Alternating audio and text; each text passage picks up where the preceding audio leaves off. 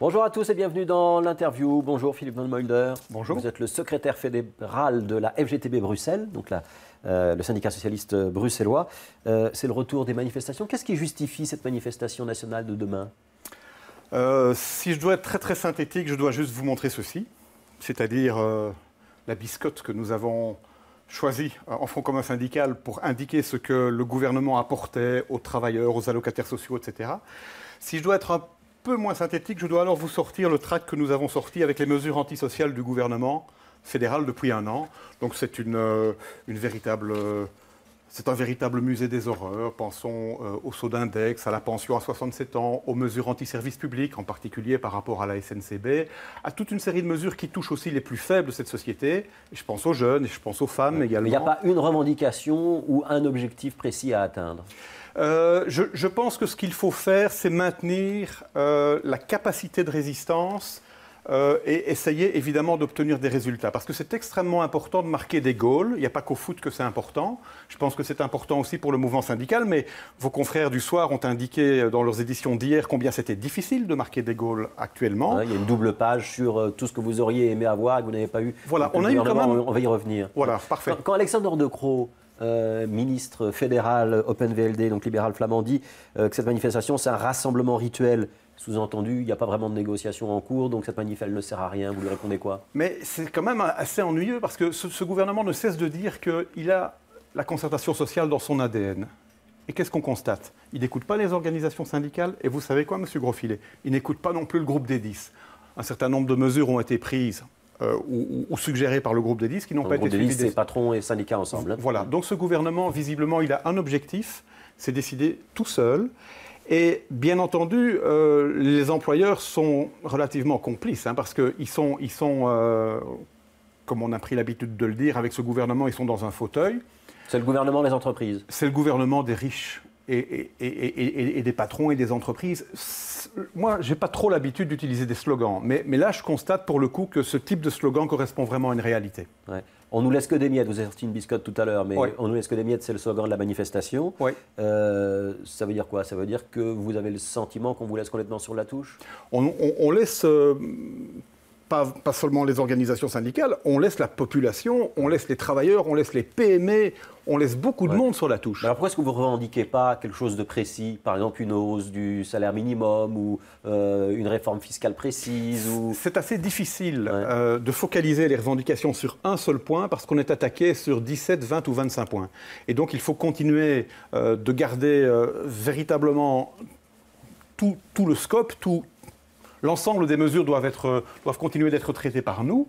Je pense que ça peut être un peu difficile parce que ça amène un peu de confusion peut-être. Ouais, ça dilue le message. Ça dilue un peu le message, mais je pense qu'on n'a pas vraiment le choix et qu'on est obligé de le faire. Ouais. Alors c'est une manifestation en front commun, oui. Donc FGTB, c'est syndicat libéral. C'était facile de vous mettre d'accord ? Oui, je pense que sur cette manifestation, il n'y a pas de problème. Et les contacts, en ce qui concerne notamment la région de Bruxelles, sont de bons contacts au niveau du Front commun syndical. Je pense qu'au sein du Front commun syndical, nous pensons tous que le Front commun syndical est non seulement utile, mais indispensable si on veut peser vraiment sur les décisions d'un gouvernement qui n'a pas l'oreille des travailleurs. Donc il faudra être nombreux demain pour vous aider à peser ou pour aider les organisations syndicales à peser dans le rapport de force, si j'ai bien compris. Nombreux, ça veut dire quoi ? Il y avait eu 100 000 personnes en novembre, c'était la grande manifestation nationale. Vous serez moins nombreux cette fois-ci ? Je n'en sais rien. Je pense qu'on va être... Ça va quand même être assez colossal comme mobilisation. Ceci étant, la grosse différence avec la manif d'il y a un an, c'est qu'il y a un an, c'était le point d'orgue, c'était... en quelque sorte, le haut moment dans la mobilisation. Il y a eu toute une mobilisation préalable. Et ici, on redémarre. Donc, vous savez, s'il y a 5 ou 10 000 personnes de moins, on ne va pas en faire toute une histoire. L'essentiel, c'est après l'été, de repartir. Ouais, vous dites on redémarre. Ça veut dire qu'il y aura d'autres actions derrière ? Je pense. Parce que le message essentiel que nous voulons lancer, il est double. D'une part, c'est... La résignation n'est pas une option. Ça n'aurait aucun sens de se résigner, même si c'est difficile. Ou précisément parce que c'est difficile. Et l'autre message, c'est il n'y a pas que les allocataires sociaux et les gens qui ont un bas salaire qui sont touchés. les gens qui ont un salaire moyen sont touchés, les PME sont touchés. Et je pense que ce qu'on doit bien comprendre aussi, c'est tout l'intérêt qu'il y a à préserver comme un trésor l'union des organisations syndicales avec la société civile dans cette affaire. Parce qu'on a vraiment un adversaire colossalement fort. Je peux vous donner un exemple. En matière de communication, ce gouvernement, il ne s'exprime pas si mal. Hein. Quand la TVA est repassée de 6 à 21% sur l'électricité, vos confrères de la presse écrite, qu'est-ce qu'ils ont majoritairement dit?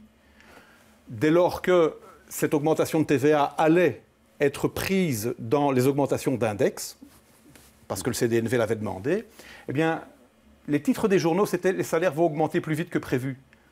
Est-ce que vous vous rendez compte, le travail de communication pour qu'une mesure comme un saut d'index, comme une augmentation de TVA sur l'électricité, ça peut finalement, dans la presse écrite, apparaître comme une bonne nouvelle. Les salaires vont augmenter plus vite que prévu. Alors, il y a les syndicats en front commun, on l'a dit, il y a la société civile, donc toute autre chose, un certain nombre d'acteurs qui se mobilisent. D'abord sur le front commun, est-ce que Marc Goblet, Marie-Hélène Ska, ils sont réconciliés après les petites phrases de l'été ?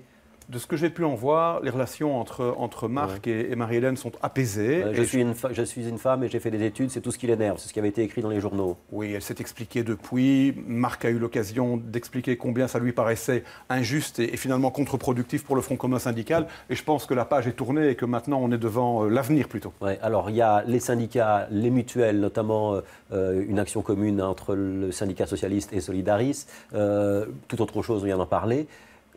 Ça se joue en dehors de la politique aujourd'hui ou c'est un débat qui reste un débat politique entre partis? C'est un débat essentiellement politique au sens noble de l'expression. Bon, Jean-Pascal Labille, le patron de Solidaris, n'est pas spécialement apolitique. Il a été ministre du gouvernement précédent. Donc c'est un débat politique dans le sens le plus noble de l'expression. Et je pense que les mutualités, la société civile, les organisations syndicales ont intérêt à ne pas se détourner de cette politique-là. Ouais. Est-ce qu'il y a toujours une courroie entre la FGTB et le PS ? Il y a en tout cas des contacts lorsqu'ils sont dans l'opposition ou lorsqu'ils sont dans la majorité. Ouais. C'est ce qu'on appelait au XXe siècle l'action commune socialiste. Et je pense que ces contacts, ils ne sont pas honteux, mais c'est aussi une grande indépendance de la FGTB par rapport au parti. Ouais, je vous pose ces questions parce qu'on a le sentiment qu'il y a une forme de résignation au Parlement, qu'on a bien compris que le gouvernement de Charles Michel allait tenir, qu'il n'allait pas tomber dans les semaines qui viennent, contrairement à ce que certains avaient peut-être imaginé, et que la loi du nombre, numériquement, l'opposition ne fait pas le poids. Est-ce que c'est dans la rue que vous espérez faire changer la copie du gouvernement ? Alors nous, on n'est pas au Parlement, on ne fait pas les lois, on n'est pas au gouvernement, et donc on s'exprime de la manière dont on peut s'exprimer. Et donc c'est effectivement dans la rue, mais pas seulement, c'est aussi dans les concertations, dans les négociations. Je partage l'idée de ceux qui pensent qu'on aurait bien tort de croire que le gouvernement il va tomber dans 10 minutes. Il a l'air quand même solidement arrimé. La question qu'on peut se poser, c'est jusqu'à quand le MR va-t-il accepter le traitement que lui fait subir la NVA, mais c'est probablement dans d'autres dossiers que les dossiers socio-économiques. Donc ce qu'il y a vraiment d'important, c'est d'expliquer à la population, à nos affiliés, à nos militants, mais aussi à toute la population, que si on ne fait rien, non seulement ce gouvernement, on va se le garder jusqu'à la fin, et après la législature prochaine. Moi, j'ai aucune assurance qu'après, M. De Wever va quitter les rangs de la majorité au Parlement fédéral. Et donc, il faut vraiment qu'on continue, il faut vraiment que la résistance puisse continuer de s'exercer, même si ça paraît difficile. Je le répète vraiment, la résignation, c'est la pire option qui serait. Parce qu'on serait tenté de vous dire, il y a eu 15 actions, je crois, depuis l'installation du gouvernement Michel. C'est juste. Vous n'avez pas obtenu grand-chose.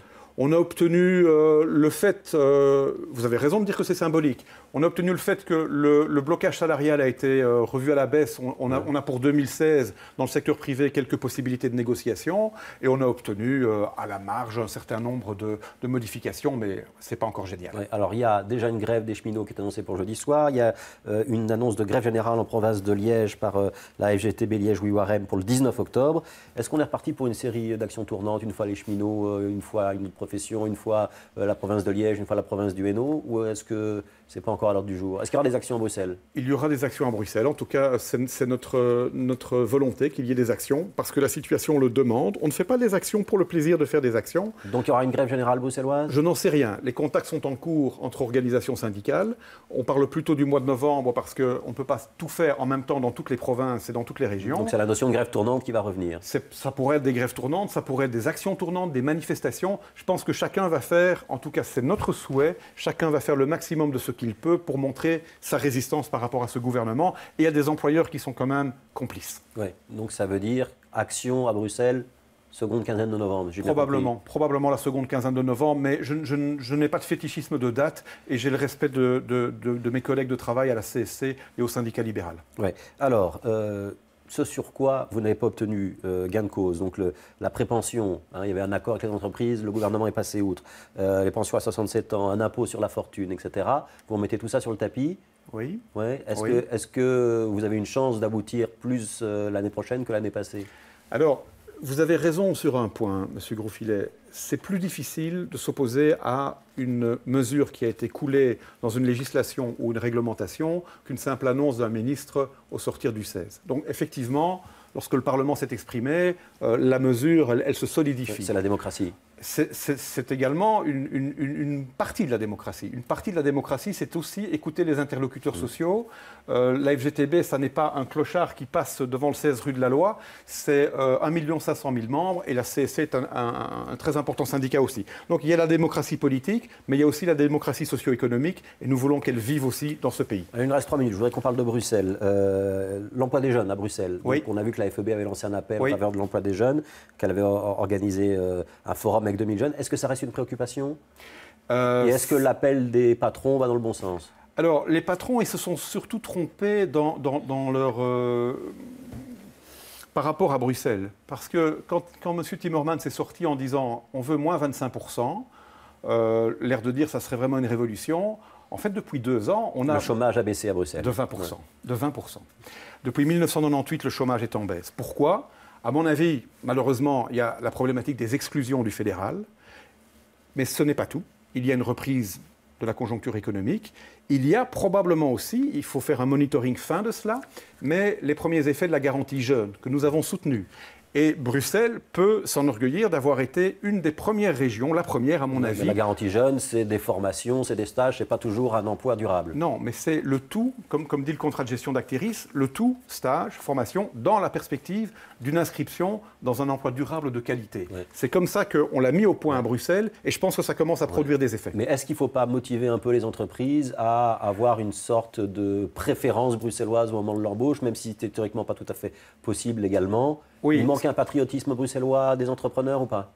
Il manque certainement un patriotisme bruxellois à certains entrepreneurs et en fait, une version totalement conforme à la législation sur la discrimination est possible. Il ne faut pas se voiler la face. Ce que nous devons faire, c'est faire en sorte que les entreprises, elles travaillent avec Actéris, qui est l'opérateur de placement dans la région de Bruxelles. Donc passer par Actéris à chaque fois qu'on a des embauches à faire, ouais. Les entreprises ne sont pas toujours très enthousiastes. Non, mais les entreprises doivent s'en prendre à elles-mêmes parce qu'elles sont à la manœuvre au comité de gestion d'Actéris. Et donc, j'ai déjà dit des dizaines de fois, si on n'est pas content sur quelque chose, on se fait entendre au comité de gestion. Ouais. C'est l'évidence. Alors, il y a une réforme fiscale en préparation à Bruxelles, oui. Fiscale régionale. Vous l'attendez avec appréhension ou avec enthousiasme?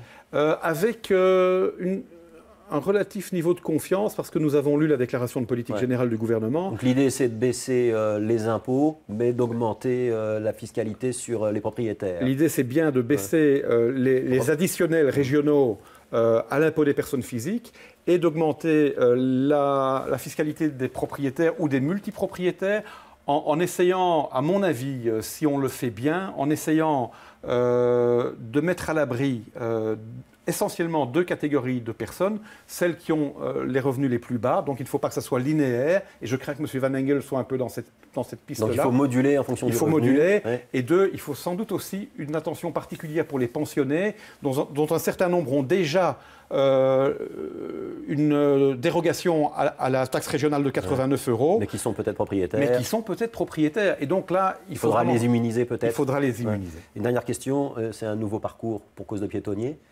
Les vieux syndicalistes qui ont l'habitude de passer très régulièrement devant la bourse, ils n'ont pas un petit passement au cœur? Non, mais ça n'est pas interdit pour toujours. D'ailleurs, il y aura des surprises prochainement devant la bourse. Mais effectivement, tant de monde, et on espère qu'il y aura beaucoup de monde, tant de monde, ça n'était pas raisonnable, vu les travaux sur le piétonnier, de les faire passer par là. Merci Philippe Van Mulder d'avoir été l'invité de l'interview. On se retrouve demain à 12h45.